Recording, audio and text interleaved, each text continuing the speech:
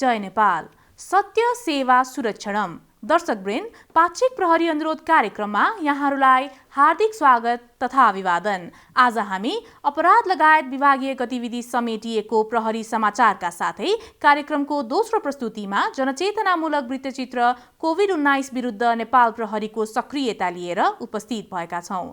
आउनुहोस् कार्यक्रम सुरु गरौं अपराध समाचारबाट। अवैध रूपमा मदिरा उत्पादन गरी बिक्री वितरण गरेको अभियोगमा एकजना चीनिया नागरिकलाई काठमाडौँ ठमेलबाट साउन 15 गते प्रहरीले पक्राउ गरेको छ। पक्राउ पर्नेमा काठमाडौँ ठमेल बस्ने चीनिया नागरिक सी जिवे रहेका छन्।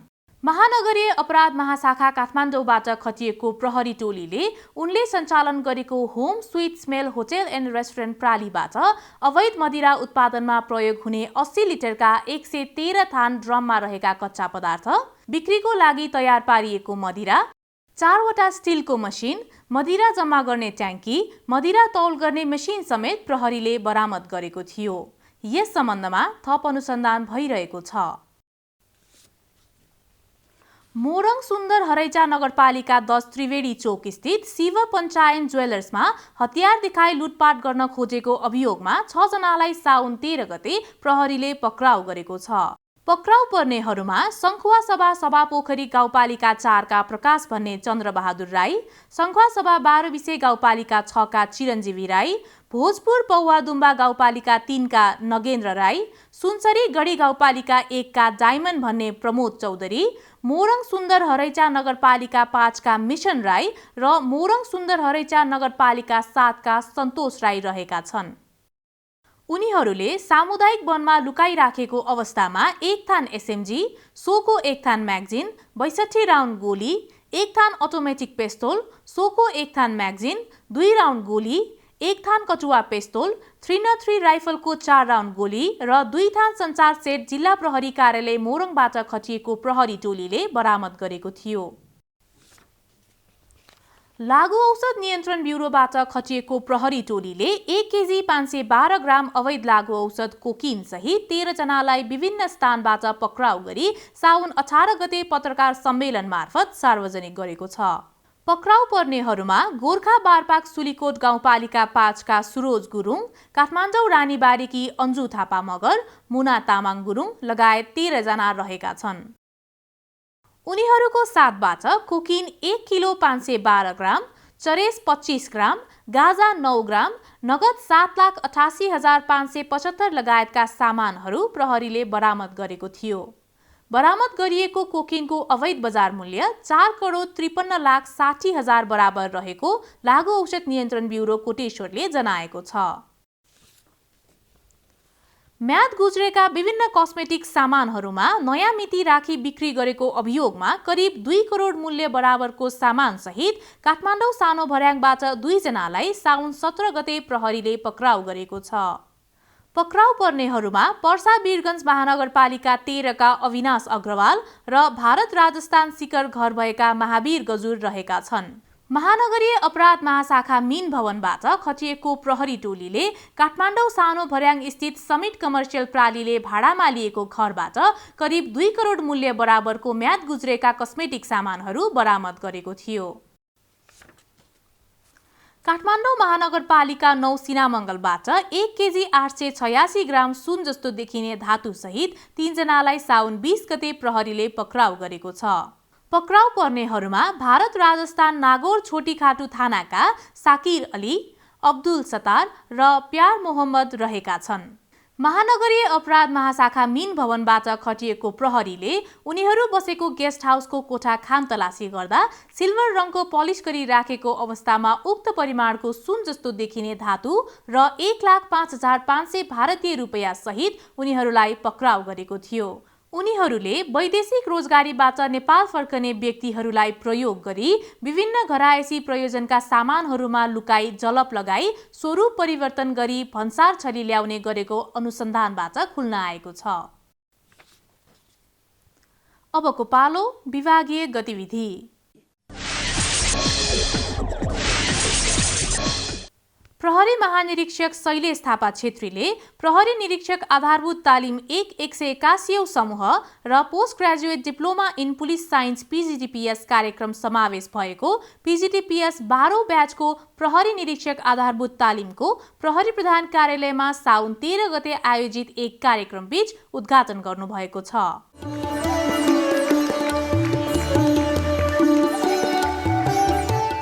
उक्त अवसरमा प्रहरी महानिरीक्षक थापा छेत्रीले व्यावसायिकताको शिखरसम्म पुर्याउन निर्धारित आधारभूत तालिमले महत्त्वपूर्ण भूमिका निर्वाह गर्ने चर्चा गर्नुहुँदै व्यक्तिगत परिचय भन्दा पनि संगठनको सदस्यको हैसियतमा सेवा प्रवेश गरेका प्रशिक्षार्थीहरूले प्रशिक्षणसँगै नागरिक केन्द्रित सेवामा समर्पित हुन आफ्नो व्यवहारमा परिवर्तन गर्दै जानु जरुरी रहेको उल्लेख गर्नुभएको थियो।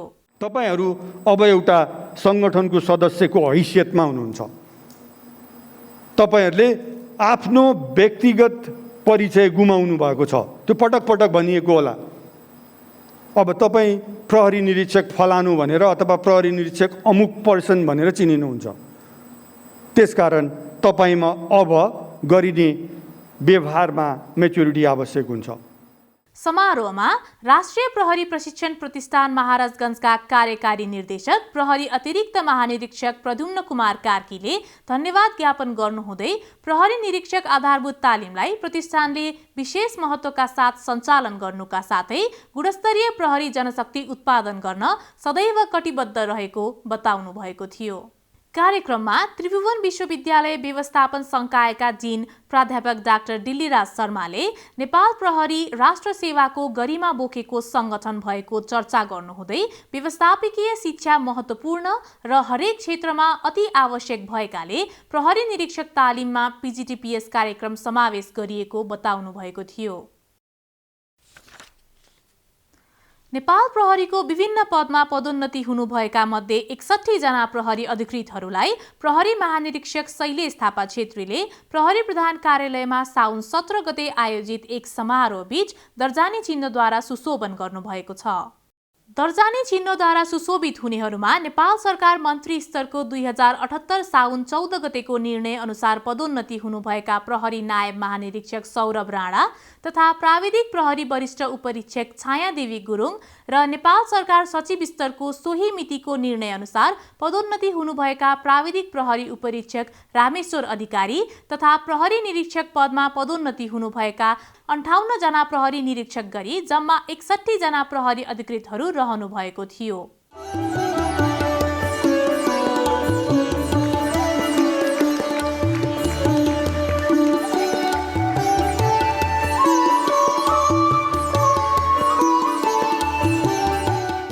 समारोहमा प्रहरी महानिरीक्षक थापा छेत्रीले पदोन्नति हुनुभएका प्रहरी अधिकृतहरूलाई बधाई तथा शुभकामना दिनुहुँदै पदोन्नतिले थपेको नवीन ऊर्जालाई सदुपयोग गरी आम नागरिकप्रति थप जिम्मेवार भई व्यावसायिक भूमिका निर्वाह गर्दै काम गर्न निर्देशन दिनुभयो। तपाईहरूले भर्खरै पदोन्नति सहित ग्रहण गर्नुभएको छ। यो ऊर्जा आम नागरिकको हितमा प्रयोग होस् भन्ने मेरो तपाईहरूसँगको आग्रह पनि हो। उक्त कार्यक्रममा प्रहरी नायब महानिरीक्षक सौरभ राणाले पदोन्नति हुनुभएका प्रहरी अधिकृतहरूको तर्फबाट प्रतिबद्धता मन्तव्य व्यक्त गर्नुहुँदै पदोन्नतिले हर्ष र गौरव महसुस भएको र प्राप्त नयाँ जिम्मेवारीलाई थप उत्साह, इमान्दारिता र सुझबुझका साथ उत्कृष्ट रूपमा वहन गर्न आफूहरू प्रतिबद्ध रहेको बताउनु भएको थियो। अब उपरान्त प्राप्त हुने नयाँ जिम्मेवारी पनि थप उत्साह, उच्च मनोबल, सुझबुझका साथ र इमान्दारितापूर्वक निर्वाह गर्ने प्रतिबद्धता व्यक्त गर्दछौँ। प्रहरी प्रधान कार्यालयमा भर्चुअल रूपमा साउन 22 गते आयोजित कार्यक्रममा आर्थिक वर्ष 2078-79 को लागि वार्षिक कार्य सम्पादन सम्झौता पत्रमा हस्ताक्षर कार्यक्रम सम्पन्न भएको छ। प्रहरी महानिरीक्षक शैलेश थापा छेत्रीले महानगरीय प्रहरी कार्यालय रानीपोखरी तथा भिडियो कन्फरेन्स मार्फत प्रदेश प्रहरी कार्यालयका प्रमुखहरूसँग उक्त सम्झौता पत्रमा हस्ताक्षर गर्नुभएको थियो। कार्यक्रममा महानिरीक्षक थापा छेत्रीले प्रहरी कर्मचारीले पेशागत, व्यावसायिक, नैतिक आचरण र व्यवहारलाई आधार मानेर कार्य सम्पादनमा जुट्न निर्देशन दिनुभएको थियो। यसै गरी प्रहरी महानिरीक्षक शैलेश थापा छेत्रीको उपस्थितिमा नेपाल प्रहरीको असार महिनाको मासिक प्रगति समीक्षा कार्यक्रम साउन 22 गते प्रहरी प्रधान कार्यालयमा भर्चुअल रूपमा सम्पन्न भएको छ। कार्यक्रममा प्रहरी महानिरीक्षक थापा छेत्रीले तथ्याङ्क तथा तथ्यहरूको विश्लेषण गर्दा गत आर्थिक वर्ष उपलब्धिमूलक भएको चर्चा गर्नुहुँदै अपराध नियन्त्रणको लागि सोही अनुरूप थप कार्ययोजना बनाई कार्य सम्पादन गर्न भर्चुअल रूपमा उपस्थित सबै प्रदेश प्रहरी कार्यालयका प्रमुखहरूलाई निर्देशन दिनुभएको थियो। प्रदेश प्रमुख र जिल्ला प्रमुखहरूको ध्यान जाओस् र अपराध अनुसन्धान विभागले पनि नीतिगत रूपमा के काम गर्न सक्छ त्यो काम गरेर तपाईहरूलाई फिडब्याक पठाउने काम गर्ने नै छ। समीक्षा कार्यक्रममा 7वटै प्रदेश प्रहरी कार्यालयका प्रमुख तथा प्रतिनिधिहरूले भर्चुअल रूपमा उपस्थित भई असार महिनामा सम्पन्न भएका कार्यहरू सम्बन्धी प्रस्तुतीकरण गर्नुभएको थियो। कार्यक्रमको दोस्रो प्रस्तुतिमा जनचेतनामूलक वृत्तचित्र कोभिड-19 विरुद्ध नेपाल प्रहरीको सक्रियता।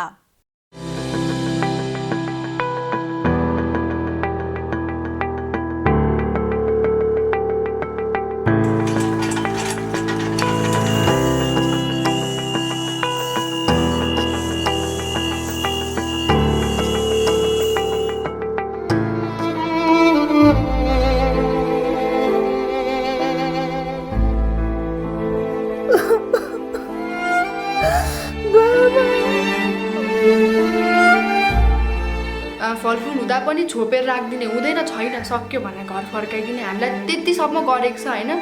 सँगैमा सन्तानकै मान्छेहरू पनि नचिन्ने।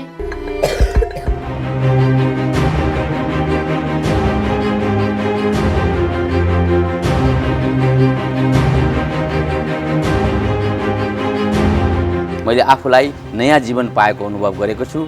यो कोरोना कोभिड यसलाई ख्याल नगरौँ। जीवन भनेको के पनि रहेनछ। यो जुनसुकै बेला जे पनि हुनसक्छ, त्यसको लागि पनि तयार हुनुपर्ने रहेछ।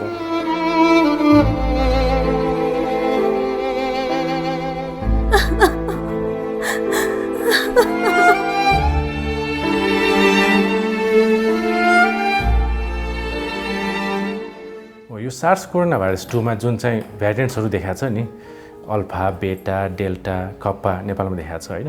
यो भेरिएन्ट भनेको के हो भन्दाखेरि कुनै पनि भाइरस एक व्यक्तिबाट अर्को व्यक्तिमा जब सर्छ नि, त्यतिखेर भाइरसले आफ्नो अनुवांशिक तत्त्व भनौँ न, अहिलेको यो सार्स कोरोना भाइरस 2 मा चाहिँ आरएनए भाइरस भन्छ नि होइन। हो त्यो आरएनएमा चाहिँ उसको जेनेटिक जुन चाहिँ सिक्वेन्स हुन्छ नि, त्यसमा चाहिँ उसले चेन्ज ल्याउँछ, भनेपछि म्युटेसन हुन्छ। हो त्यो म्युटेसन भएको जुन प्रजाति हुन्छ नि यो भाइरसको, त्यसलाई चाहिँ हामीले भ्यारिएन्ट भन्ने गर्छौँ।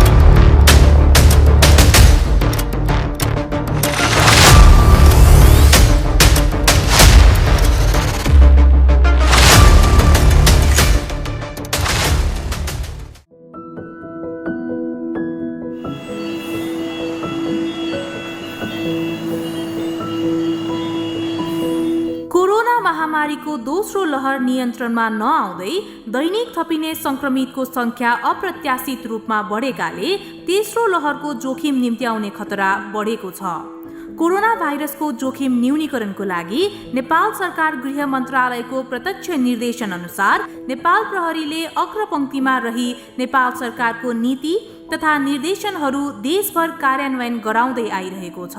जनसमुदायमा संक्रमण फैलिन नदिन नेपाल प्रहरीले आफ्ना मातहतका प्रहरी कार्यालयलाई परिस्थिति अनुरूप निर्देशन दिई आफ्नो प्रदेशभरि विभिन्न जनचेतनामूलक कार्यक्रम तथा सचेतना अभियानहरू सञ्चालन गर्दै जनस्तरसम्म कोभिड-19 सम्बन्धी सुरक्षा सावधानी अपनाउन आह्वान गर्दै आइरहेको छ।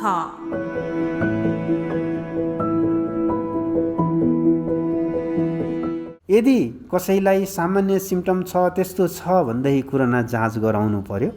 र दोस्रो कुरो, तपाईँको यदि बिरामी कोही भयो, शङ्का लाग्यो भने कोरोना जाँच गरायो। यदि तपाईँको चाहिँ काहीँ केही जानु पर्यो भन्दै भिडभाडहरू नगर्ने अनि भिडभाडहरूबाट बच्ने, सकेसम्म बिहे भोजहरू यस्तोहरूबाट चाहिँ अहिले पनि जोगिने, किनभने कोरोनाको पुरै भइसकेको छैन। त्यही कारणले गर्दा कुनै पनि बेला यो तेस्रो लहर आउन सक्ने भयो। र यो तेस्रो लहर कुन ठाउँबाट उम्रिन्छ, यहाँ हामीहरूकै भन्ने पनि तपाईँको जहाँ भिडभाड हुन्छ, जहाँ हुन्छ, कहाँबाट फैलिन्छ भन्ने पनि निश्चित त भएन। त्यही कारणले गर्दाखेरि अहिले पनि डिस्टेन्स मेन्टेन गर्ने अहिले पनि हजुरको चाहिँ मास्क जहिले पनि लगाउने अनि त्यसपछि सेनिटाइजरहरू युज गर्ने, बेला बेलामा हात धुने, त्यही कुरालाई एकदमै जतिखेर पनि के भन्ने अवलम्बन गर्नु पर्यो।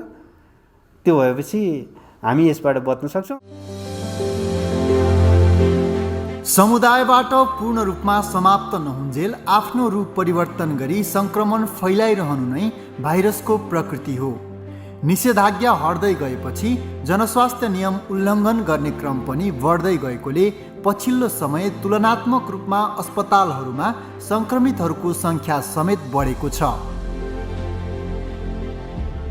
कोरोना सङ्क्रमितको सङ्ख्या बढ्दै गएपछि स्वास्थ्य तथा जनसङ्ख्या मन्त्रालयले तेस्रो लहर आउन सक्ने चेतावनी दिएको छ। साथै सङ्क्रमण बढ्दै गएमा अबका दिन चुनौतीपूर्ण हुन सक्ने अवस्थालाई मध्यनजर गरी अस्पतालहरूमा बेड, अक्सिजन, भेन्टिलेटर लगायतका स्वास्थ्य सामग्री तयारी अवस्थामा राख्न समेत आग्रह गरेको छ।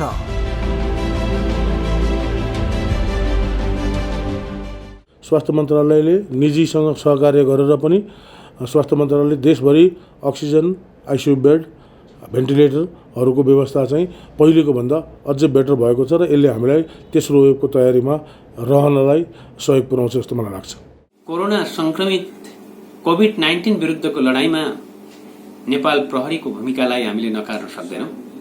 स्वास्थ्यकर्मी र नेपाल प्रहरीहरू फ्रन्ट पेजमा बसेर पहिलो सङ्क्रमण, दोस्रो सङ्क्रमणमा हामी सहकार्य गर्यौँ र तेस्रो सङ्क्रमणमा पनि हामी नेपाल प्रहरीसँग सहकारी गरेर अगाडि बढ्ने उद्देश्यका साथ खजुरा गाउँपालिका तेस्रो भेरिएन्ट विरुद्धको लडाईँमा तयारी अवस्थामा रहेको कुरा म जानकारी गराउन चाहन्छु।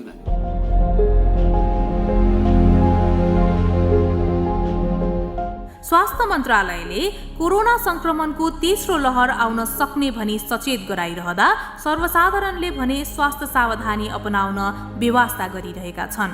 भौतिक दूरी कायम गर्ने र पूर्ण रूपमा खोप नलगाउन्जेल कोरोना संक्रमण दर घट्दैन, साथै खोप लगाउँदैमा कोरोना संक्रमण नहुने भन्ने हुँदैन।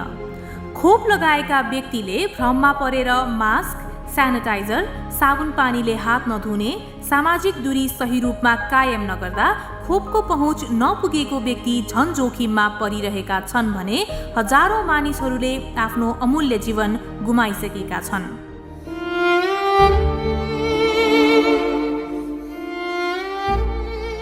सबैलाई दुःख परे हुन्छ। दुःखको घडीमा आफन्तहरू एकदम भावविभोर भएर बसिराख्नु भएको हुन्छ। उहाँहरूले त्यो सबलाई छुन खोज्ने, अङ्गल मार्ने, मुख हेरौँ भनेर त्यो डेड बडी ब्यागबाट खोताल्ने जस्तो गर्न खोज्ने, त्यस्तो गर्नुहुन्थ्यो।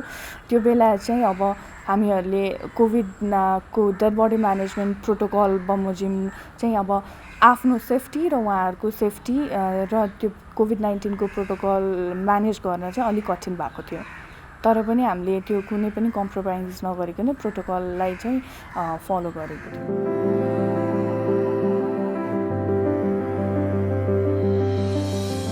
नयाँ भेरिएन्टले गर्दा पहिले भन्दा अझ जोखिम बढेको हुँदा सम्पूर्ण नागरिक सतर्क भई स्वास्थ्य सावधानी अपनाउन नेपाल प्रहरी विनम्र अनुरोध गर्दछ। संक्रमणको जोखिम बढिरहेको अवस्थामा कोरोना संक्रमण रोकथाम तथा नियन्त्रण गर्न र सम्भावित तेस्रो लहरको चुनौतीपूर्ण अवस्थाबाट बच्न स्वयं तपाईँ हामी संवेदनशील भई जनस्वास्थ्यका मापदण्डहरू अनिवार्य रूपमा पालन गरौँ। पहिलो लहरमा जब मलाई कोरोनाले समात्यो, अब 15-16 दिनपछि मेरो रिपोर्ट चाहिँ नेगेटिभ आयो होइन। अब त्यस आइसकेपछि अब त्यसको खुसीको त सीमा नै रहेन होइन। र यो जीवन भन्ने कुरो के पनि रहेनछ। यो जुनसुकै बेला जे पनि हुनसक्छ, त्यसको लागि पनि तयार हुनुपर्ने रहेछ। अहिले थर्ड भेरिएन्ट आउने निश्चित जस्तै भइसकेको छ। त्यस कारण यो थर्ड भेरिएन्टबाट चाहिँ बच्नको लागि हामीले समयमै बढीभन्दा बढी चाहिँ सर्वसाधारणहरू सबैजना सचेत हुनु पर्यो। जनस्वास्थ्य सम्बन्धी विज्ञले भनेको सुझावहरूलाई पालना गर्नु पर्यो र सरकारलाई चाहिँ सहयोग गर्नु पर्यो।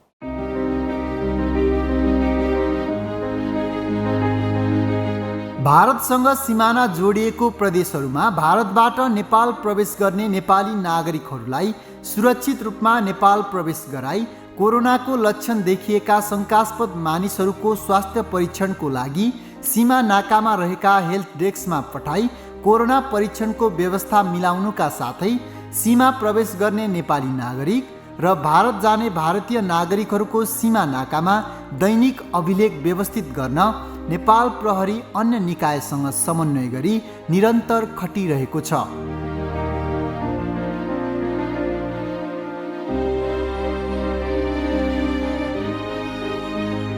जोखिम न्यूनीकरणको लागि सीमा नाकाहरू जस्तै काँक्राभिट्टा र रानीको उसमा जुन किसिमले हामीले यो होल्डिङ सेन्टरको साथसाथै काँक्राभिट्टाको सीमामा चाहिँ हामीले हेल्प डेस्कहरू पनि हामीले सञ्चालन गरेका छौँ, जसमा नेपाल प्रहरी, सशस्त्र प्रहरी लगायत स्वास्थ्यका कर्मचारीहरू उक्त स्थानमा बसेर त्यहाँ आवत जावत गर्ने मान्छेहरूको रेकर्ड राख्ने र उहाँहरूको स्वास्थ्य परीक्षणका लगायतका विभिन्न कुराहरू गरेर यस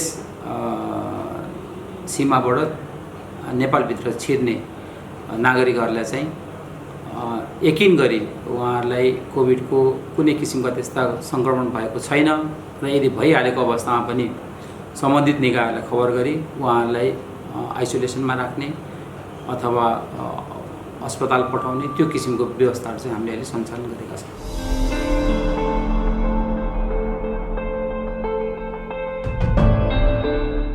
जुनसुकै अवस्थामा पनि कोरोना महामारी विरुद्ध खटिने प्रहरी कर्मचारीहरूले तोकिएको स्वास्थ्य सुरक्षा मापदण्ड पालना गरी कार्य प्रकृति अनुसारको स्वास्थ्य सामग्रीहरू प्रयोग गरी आफ्नो जिम्मेवारीमा लागिरहेका छन्। यसबाहेक कोरोना महामारीमा प्रहरीको दैनिक काम कारबाहीहरू समेत निरन्तर रूपमा भइरहेको छ।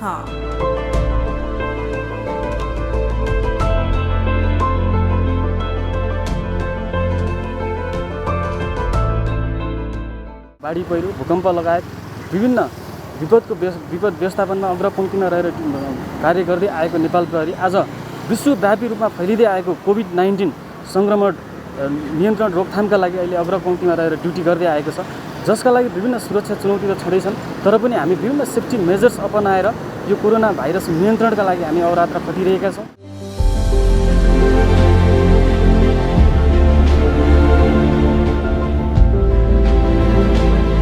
नेपाल प्रहरीले अपराध अनुसन्धान, आपद विपदको परिस्थिति लगायत महामारीको रूपमा फैलिएको कोरोनाको समयमा समेत निर्वाह गरेको जिम्मेवारीको बारेमा जनस्तरबाट आइरहेको सकारात्मक प्रतिक्रियाहरूले समेत नेपाल प्रहरीलाई थप ऊर्जा मिलेको छ। जोखिम भनेको अर्थात् सङ्क्रमण भनेको सबैलाई आफ्नो जिउको, आफ्नो परिवारको सबभन्दा बढी माया हुन्छ। त्यस्तो बेलामा पनि प्रहरीले चाहिँ आफ्नो दिनरात आफ्नो ड्युटीमा खटिएर आम नागरिकलाई सेवा पुर्याइरहेको छ। यही कारणले गर्दा प्रहरी चाहिँ पछिल्लो समय आम नागरिकको साथी पनि बन्न सकेको होला। यसको लागि पनि म अझ विशेष धन्यवाद दिन चाहन्छु। मैले आफूलाई नयाँ जीवन पाएको अनुभव गरेको छु। यो कोरोना कोभिड यसलाई ख्याल नगरौँ, यो चाहिँ सामाजिक दूरी कायम राखौँ, मास्क लगाऊँ र समयसम्म हात धुनुपर्छ भन्ने सुझावका साथ म सम्पूर्ण सबैलाई सहयोग गर्ने सम्पूर्ण प्रहरीहरू, सम्पूर्ण डाक्टरहरूलाई हार्दिक धन्यवाद व्यक्त गर्दछु। आफ्नो घरको मान्छे होइन, अब त्यसरी कोभिड भएर बितेपछि चाहिँ धेरै गाह्रो हुँदो रहेछ। अब सँगैमा काका काकी आमालाई लागेको थियो होइन, अब बुवा खसेको एकतिर, यता इन्फेक्टेड 3 जना हुनुहुन्थ्यो घरमा अलरेडी होइन। हामीले घर पनि अब आइसोलेसनको लागि फाल्टै छुट्याएको थियौँ, तर अब त्यही सँगैमा होइन बार्नुपर्ने, चोखो खानुपर्ने, न हाम्रो घरमा सब्जी सागसब्जी छ बाहिर गयो भने नदिने, फलफुल पसलेहरूले सबै तरकारी हुँदा पनि नदिने, फलफुल हुँदा पनि छोपेर राखिदिने, हुँदैन छैन सक्यो भने घर फर्काइदिने, हामीलाई त्यतिसम्म गरेको छ होइन। सँगैमा सन्तानकै मान्छेहरू पनि नचिन्ने, अब तर हामीलाई प्रहरी प्रशासनको सरहरूले एकदमै हेल्प गर्नुभयो होइन। त्यो बेला अब हामीलाई के चाहिन्छ, दही दुधहरू, अनि हामीले चोखो खानुपर्ने कुराहरू, फलफुलहरू होइन, अनि सागसब्जीहरू घरमा बाहिर लिएर आएर छोडिदिनुहुन्थ्यो। त्यसको लागि चाहिँ एकदमै थ्याङ्कफुल छौँ हामी, हाम्रो घरको परिवारहरू होइन। अहिलेको विषम परिस्थितिमा मास्क, सेनिटाइजर तथा स्वास्थ्य सामग्रीको कृत्रिम अभाव सृजना गरी कालो बजारी हुन सक्ने अवस्थालाई मध्यनजर गरी नेपाल प्रहरीले यसलाई नियन्त्रण गर्न स्थानीय प्रशासन तथा सरोकारवाला निकायहरूको समन्वयमा बजार अनुगमन गरी कालो बजारी गर्नेलाई कानुन बमोजिम कारबाही गरिरहेको छ। कोरोना सङ्क्रमण भई पिसिआर नतिजा नेगेटिभ आइसकेपछि पुनः कोभिडकै लक्षणहरू पनि देखिन सक्दछ। तसर्थ कोरोना मुक्त भइसकेपछि पनि हामी सबैले आफ्नो स्वास्थ्यको ख्याल गरी पूर्ण सतर्कता अपनाउनु अत्यन्त जरुरी छ। यो तेस्रो लहर जुन चाहिँ डेल्टा भेरिएन्टले गर्दाखेरि अझ त्यसको रूप असामान्य हुन्छ, मान्छेको डेथ रेट पनि बढ्न सक्ने अवस्था आउँछ हैन। मान्छेको इन्फेक्सन रेट, अस्पताल जाने रेटदेखि लिएर मृत्यु हुने रेट पनि असामान्य हुने देखिन्छ, जसले गर्दाखेरि हामी अहिले पनि रिल्याक्स हुनुपर्ने आवश्यकता छैन। हामी अझै पनि सतर्कता अपनाउनु पर्ने आवश्यकता देखिन्छ। भ्याक्सिन लगाइसकेपछि पनि भनौँ न त्यो भ्याक्सिनले त काम गर्नु पर्यो आफ्नो शरीरमा। भ्याक्सिन काम गर्नको लागि कमसेकम 7 दिन जति टाइम लाउँछ। हो, त्यो 7 दिनपछि चाहिँ बडीमा इम्युनिटी डेभलप सुरु गर्न थाल्छ, एन्टिबडी डेभलप गर्न सुरु हुन थाल्छ र त्यो एन्टिबडीले केही हदसम्म प्रोटेक्ट गर्छ, तर पुरै चाहिँ अहिलेसम्म हामीलाई कुनै अनुसन्धानले भनेको छैन कि पुरै प्रोटेक्ट गर्छ। त्यही भएर खोप एकचोटि लगाइसकेपछि पनि हामीले अब मलाई कुनै पनि किसिमको कोरोना भाइरसले गर्दाखेरि इन्फेक्सन हुँदैन भन्ने चाहिँ सोच्नु सरासर गलत हो। तोकिएको स्वास्थ्य मापदण्ड र सामाजिक दूरी कायम गर्दै स्वास्थ्य मापदण्डको पालना गर्नु तपाईँ हामी सबैको कर्तव्य हो। कोरोना भाइरसलाई साधारण ख्यालठट्टाको रूपमा नलियौं। यस महामारी विरुद्धको लडाईँमा अग्रपंक्तिमा रही खटिने स्वास्थ्यकर्मी र सुरक्षाकर्मीहरूको प्रयासले मात्र सम्भव नहुने हुँदा यसको लागि स्थानीय तह, नागरिक समूह, आम नागरिक र बुद्धिजीवीहरूको साथ र सहयोगको आवश्यकता छ। देश र जनताको नाममा शपथ लिएको नेपाल प्रहरी जस्तो सुकै परिस्थितिमा समेत अहोरात्र खटिन तम तयार छ। जय नेपाल। अर्को जुनी खै कुनी कसलाई थाहा छ र खै, यही जुनीलाई कोरोनाबाट बचाऊ है। ल है मास्क लगाऊ, सामाजिक दूरी कायम गरेर, सेनिटाइजर प्रयोग गरौँ, साबुनले हात धोएर। आफ्नो सानो भुलले गर्दा अरूलाई नि सर्ला, घरमा बालक वृद्धलाई झनै गाह्रो।